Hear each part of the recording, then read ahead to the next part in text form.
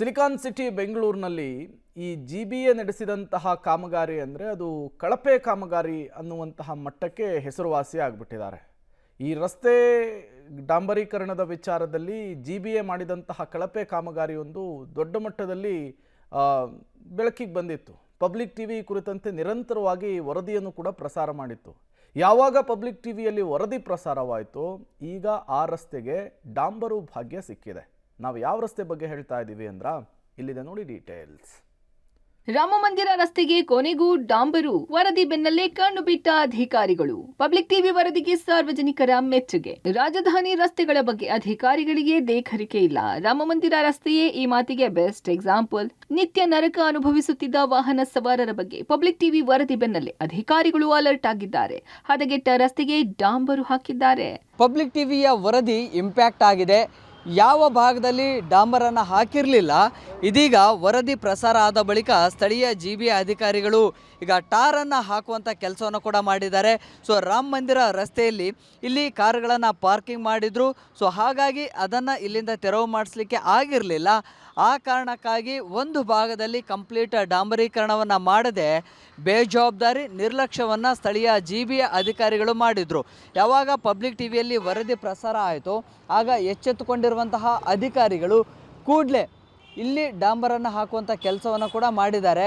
So complete ಇಲ್ಲಿ ಏನು park ಮಾಡಿರುವಂತಹ ಕಾರ್ನ ಮಾಲೀಕರನ್ನು ಸಂಪರ್ಕ ಮಾಡಿ ಇಲ್ಲಿಂದ ಕಾರುಗಳನ್ನು ತೆರವು ಮಾಡಿಸಿ, ಅಂದರೆ ಇಲ್ಲಿಂದ ಎತ್ತಿಸಿ ಅದಾದ ಬಳಿಕ ಡಾಂಬರ್ ಹಾಕಿಸುವಂಥ ಕೆಲಸವನ್ನು ಕೂಡ ಮಾಡಿದ್ದಾರೆ.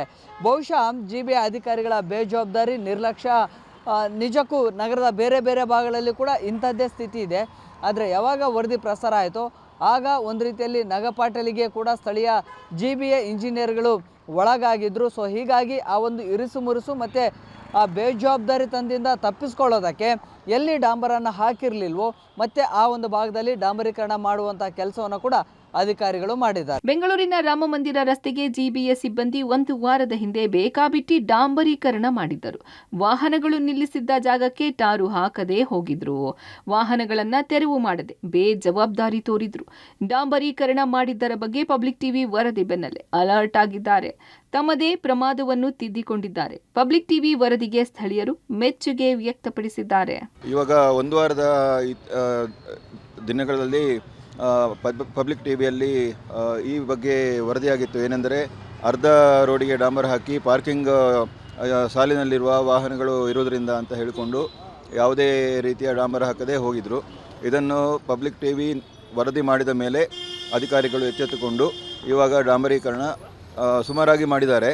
ಆದರೆ ಇನ್ನೂ ಕೂಡ ಚೆನ್ನಾಗಿ ಮಾಡಬಹುದಾದ ಅವಕಾಶಗಳು ಎಷ್ಟೋ ಇದೆ. ಈ ಹಿಂದೆಯೂ ಜಿಬಿಎ ಇಂತಹ ಎಡವಟ್ಟು ಮಾಡಿಕೊಂಡಿತ್ತು. ಟ್ರಾಫಿಕ್ ಪೊಲೀಸರ ಸಹಾಯ ಪಡೆಯದೆ ವಾಹನಗಳ ಟೋಯಿಂಗ್ ಮಾಡದೆ ಬೇಕಾಬಿಟ್ಟಿ ಡಾಂಬರೀಕರಣ ಮಾಡಿದ್ರು. ಅರ್ಧ ರಸ್ತೆಗೆ ಟಾರು ಹಾಕಿಸಿ ಸಾರ್ವಜನಿಕರಿಂದ ಛೀಮಾರಿ ಹಾಕಿಸಿಕೊಂಡಿತ್ತು. ಈ ರೀತಿಯ ನಿರ್ಲಕ್ಷ್ಯವನ್ನ ಜಿಬಿಎ ಅಧಿಕಾರಿಗಳು ಮಾಡದೆ ಇಚ್ಛಾಶಕ್ತಿಯಿಂದ ಕೆಲಸ ಮಾಡಲಿ. ಸಾರ್ವಜನಿಕರಿಗೆ ಅನುಕೂಲ ಆಗುವಂತೆ ಕಾಮಗಾರಿಗಳನ್ನು ಪೂರ್ಣಗೊಳಿಸಬೇಕಿದೆ. Prakash D Rampur, public TV, Bengaluru.